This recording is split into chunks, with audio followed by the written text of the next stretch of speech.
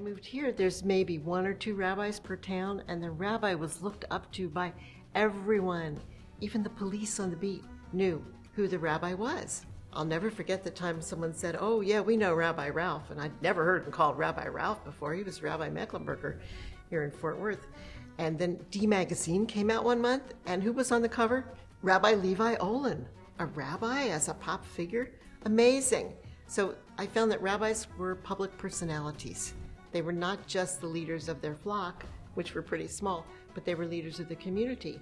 So I began to look at why is that? Well, it's a very evangelical state, and often evangelical ministers were called to the pulpit. They received a call from on high, and they were not educated, or they were self-educated. But a rabbi has been to college. A rabbi has what we call smicha. A rabbi has studied the Talmud. He's been taught by many, many sage people, and the wisdom has been passed down. Rabbis are very well read. That's number one. And number two, the rabbis, through the wisdom of the prophets, care for all of the people, not just the families that are in their congregation. So they're looking out for the public welfare. As we say, tikkun olam, repair the world. So the rabbis naturally began, really automatically began doing things in the whole community if they saw there was a need. And I realized that the rabbi at this congregation, Rabbi Bob Schur, was the first white clergyman to join Black ministers marching for civil rights.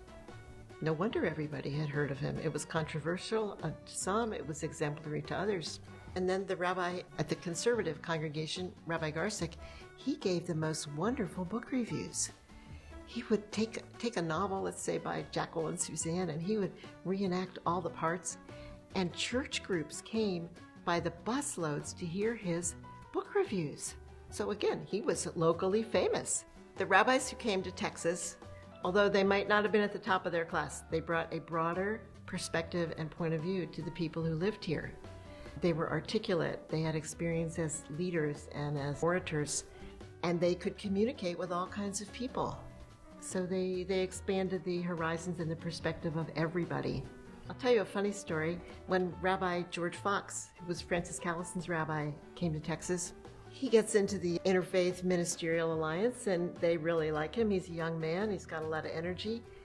Well, the ministers had a series of revivals, and at their meeting they said, "Hey, George, are you going to have a revival?" Well, among Jews, a revival is a way to be born again, seeing the light, becoming, "Oh, I'm a Christian. I've been into a revival." Jews don't do that. I guess we're more cerebral, scholarly. But he's feeling this pressure from his brothers in the Ministerial Alliance, and so he says, "Yes, we're going to have a revival." And so for a revival, and this Francis Callison told me about this, he contacted all of his rabbinic colleagues around the state, and he said, "Would you please come to Fort Worth this weekend, or this Wednesday, Thursday, Friday? We're having a revival, and we're inviting everybody, all the rabbis to come and give a sermon. Wake people up." And they did.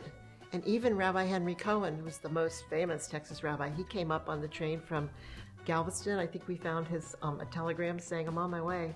And he talked. And so that drew a big crowd to Bethel congregation. They would sing and they would listen and they would go home with new religious thoughts in their minds.